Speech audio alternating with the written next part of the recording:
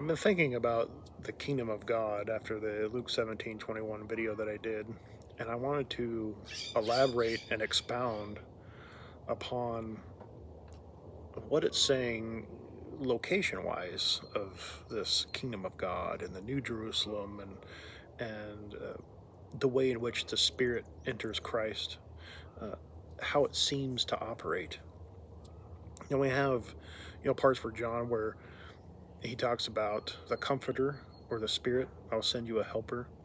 And this is in and with them, and that's the Spirit. And I believe that was with the apostles, but then after the apostles died, it went away. And I don't think this is the same thing as the Spirit, it's just something additional.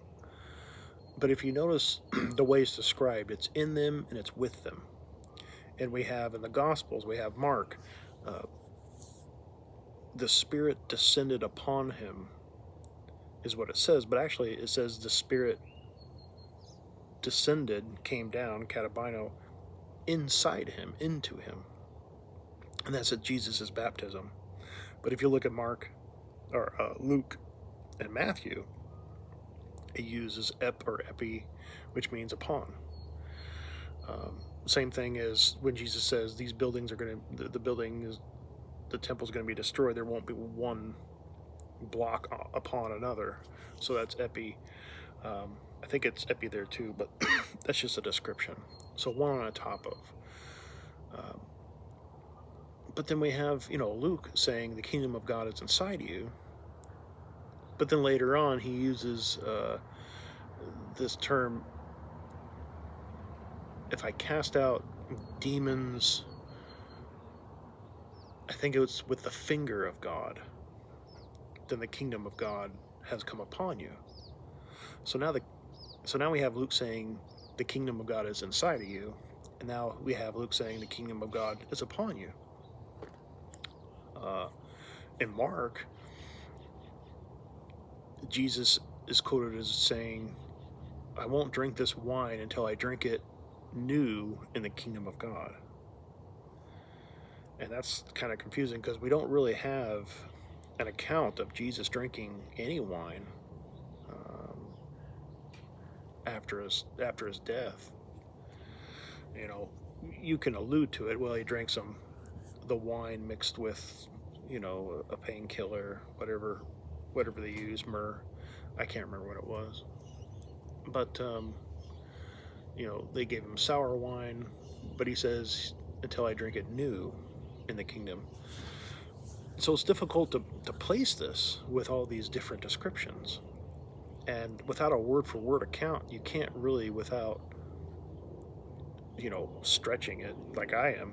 I'm stretching it quite a bit because there are similarities. And what I'm thinking is it's in you, it's with you, okay, in these aspects. It's upon you, it comes upon you, so it comes upon you. It rests in you, it rests upon you, it rests with you. You seem to be encapsulated.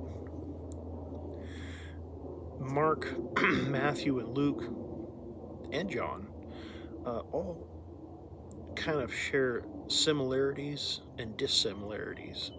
And they also seem to contradict themselves, like I just said in Luke, where he gives different accounts of it. Is it in you or is it upon you?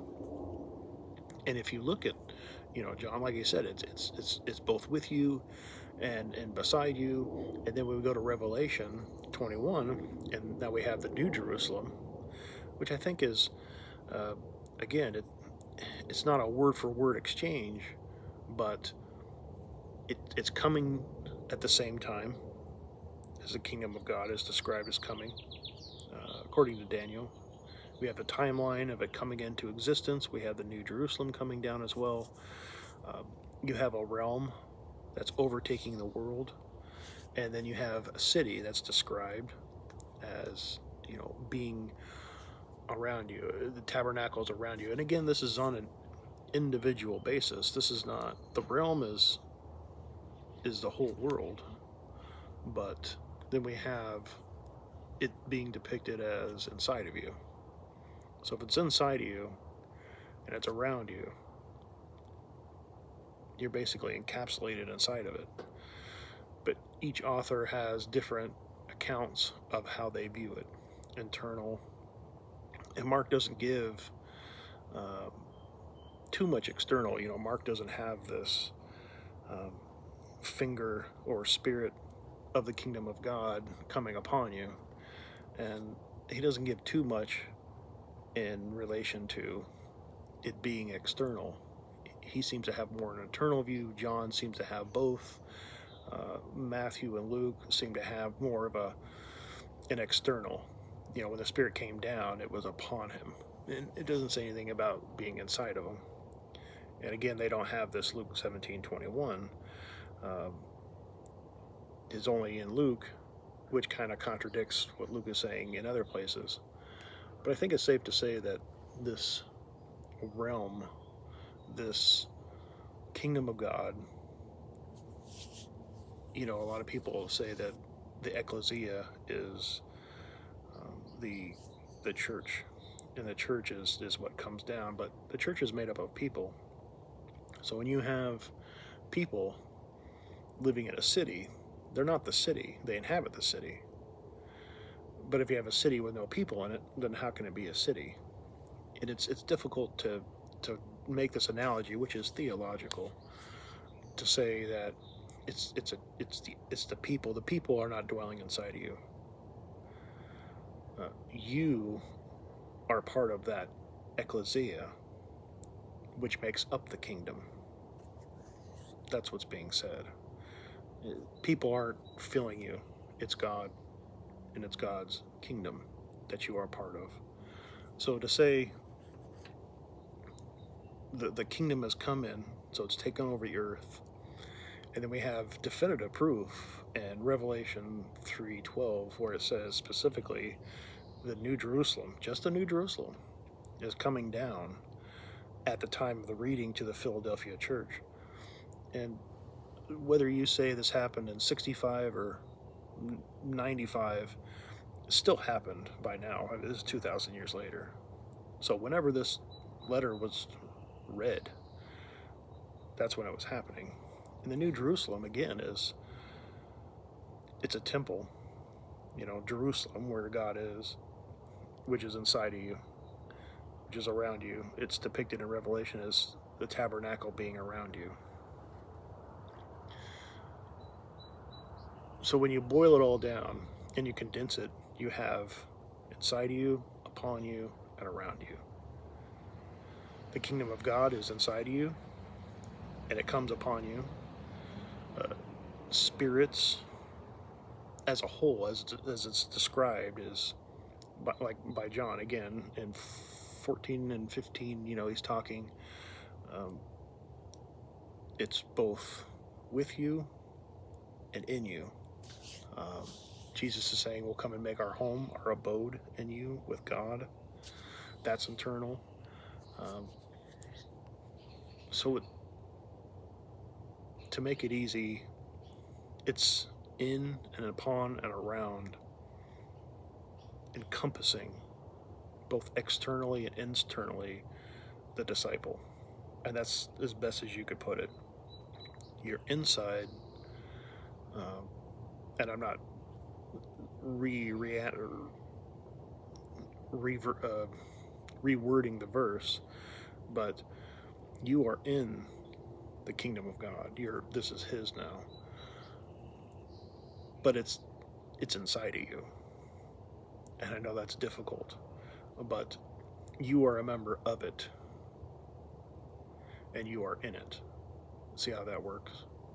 You are a member of it, and you are in it, and it's inside of you, and that's why I kind of think that this New Jerusalem and the kingdom of God are either the same thing or they go hand in hand. And it's difficult, and I don't like to be wishy-washy, but it's not exactly clear.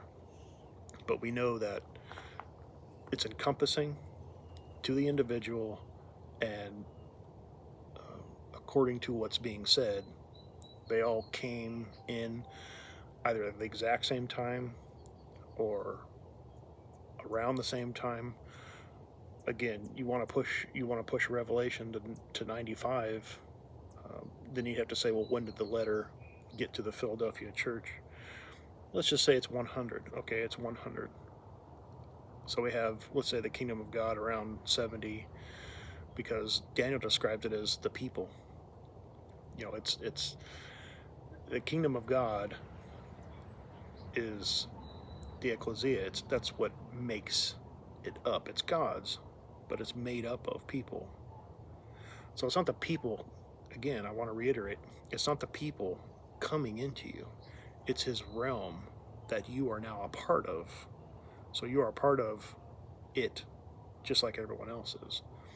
But a bunch of people aren't coming in you, and a bunch of people are not taking over the world. You're not taking over the world. You're just a part of something that can't be seen. It's spiritual. It's, I could say, supernatural, and I think a better word would be supranatural is another word for it. So you can define it how you'd like. But be rest assured that it's encompassing and it's here. I can't really put my finger on it again. It's difficult. And that's why a lot of people say, well, then it doesn't work like that. But it's pretty close. The only problem is that it's not a word for word exchange. And again, like the rest of the Bible, you can't prove it. I can't prove that, you know, I'm a disciple. I can't prove God exists. If someone doubted it and asked me to prove God exists, I can't do it. But I know he exists. We know Jesus was a real person, but if he did and said all the things that he did, it's quite difficult. And it's just a part of it. But rest assured, as the individual as you can be, knowing that there are at least some aspects of what I'm saying here now in the form of something that is under the control of God. So have faith and you'll be fine and being taken care of.